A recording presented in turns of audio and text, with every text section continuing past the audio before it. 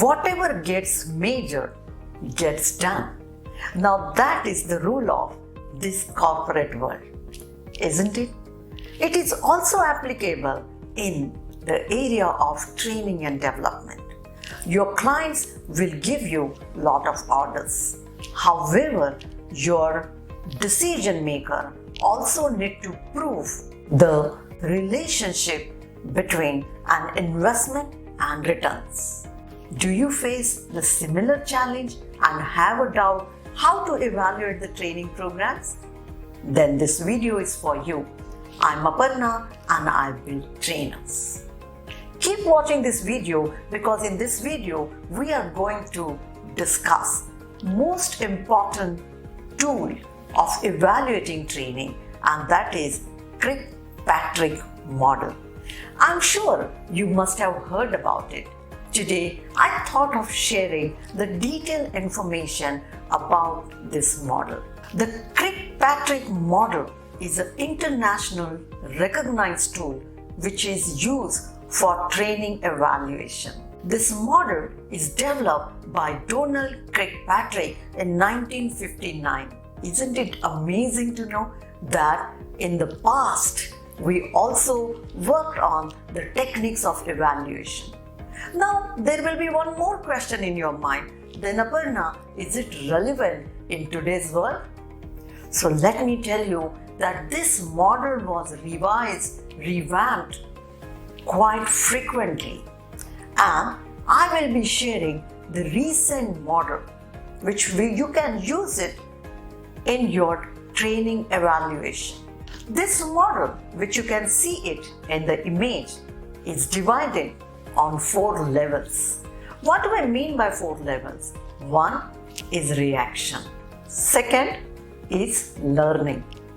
3rd is behavior. And 4th is results. Now let's have a look at it one by one. What is the meaning of each level? Let's talk about the first level, that is reaction. When we talk about reaction, it is all about feeling. We need to map the feeling of participants. How did they feel after going through this program? And let me tell you that you need to map these feelings immediately. To map these feelings, you can ask certain questions to your participants. The questions which you can mention like, did you find this training program worth attending? How did you feel during training program? Did you find the training energizing? Did you find the training engaging? These questions will make you map the feelings and the immediate reactions after training programs. Now, let's talk about the second level, learning. We need to measure what is the learning has happened during the training program. Now, learnings can be mapped in various ways.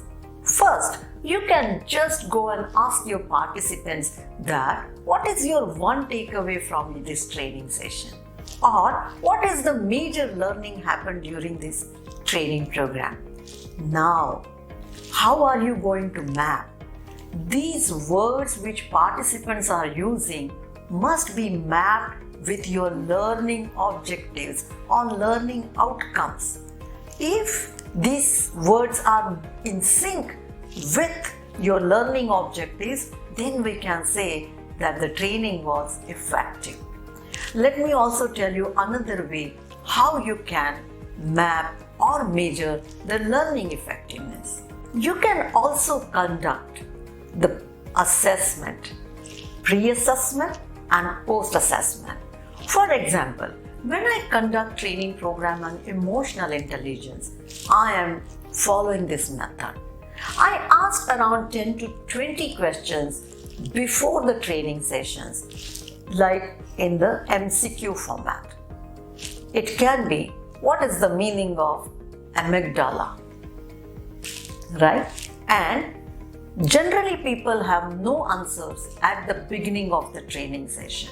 But once I complete the training session, they need to answer the same question. and we can map. For example, if person A has got say 9 out of 20 and in the post-training assessment the person has scored 17 out of 20, you can see substantial conceptual learning has happened. I hope that helps you to understand how you can measure learning. Isn't it interesting? Now let's talk about this third level, behavioral changes. Of course, the fundamental objective of any training program is to bring behavioral changes among participants. How can you do this? Now, when you need to measure the effectiveness of behavioral changes, it takes time. The learning can be measured immediately because it's conceptual. Reactions can be measured immediately because that is the feeling. However, human beings takes time to learn the concept, apply that concept and bring the behavioral changes. So, you can do it on 2 levels. After the training program, say after 15 days, after 1 month, go and interview your participants. Ask them what tools are they using. Are they finding these tools easy to apply?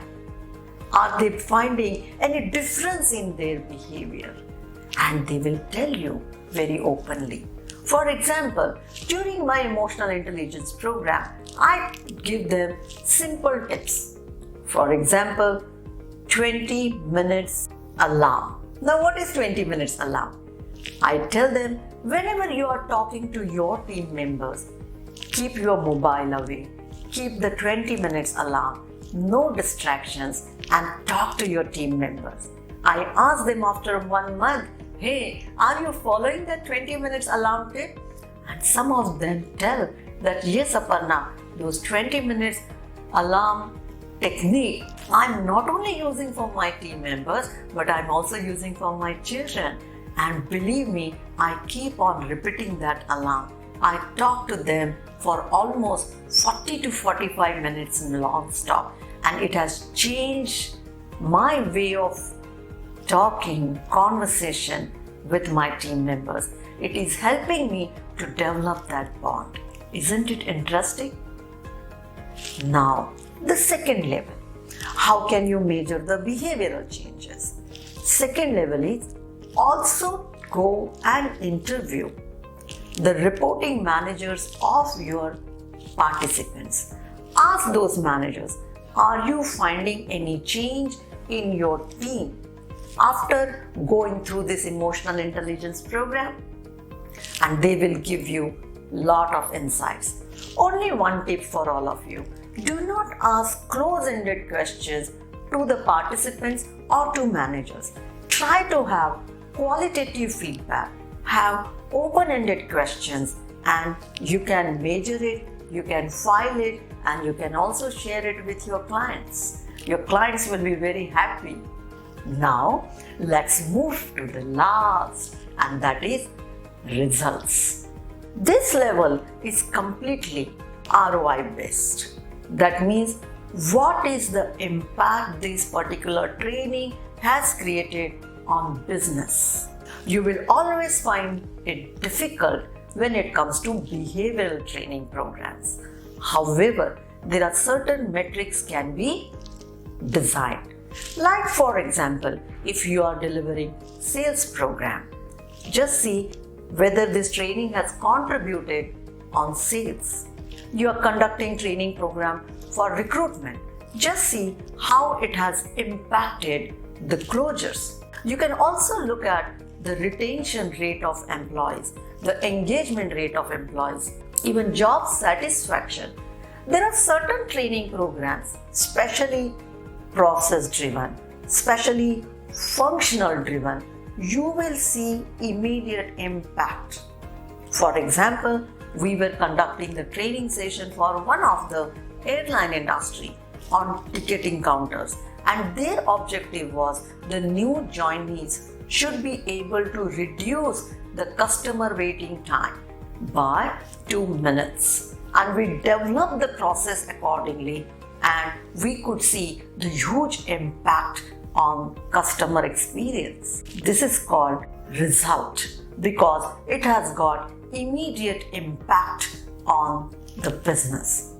Now, we have seen these 4 levels. 1 is reaction, 2nd is learning, 3rd is behavior, 4th is results. You have understood the concept. Let me share one good news with all of you.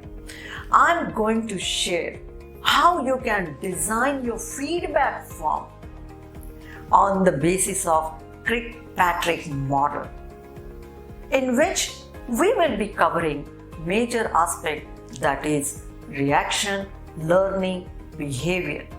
So stay tuned. The second part of this video will help you understand how you can develop the training evaluation or training feedback form, which will help you to measure the effectiveness of your training. I hope you will find both the videos interesting. Thank you so much.